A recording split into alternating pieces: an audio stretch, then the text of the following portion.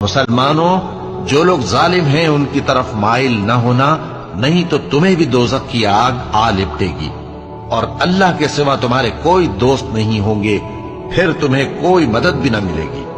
اور دن کے دونوں سروں یعنی صبح اور شام کے اوقات میں اور رات کی چند ساعتوں میں نماز پڑھا کرو، کچھ شک نہیں کہ نیکیاں گناہوں کو دور کر دیتی ہیں۔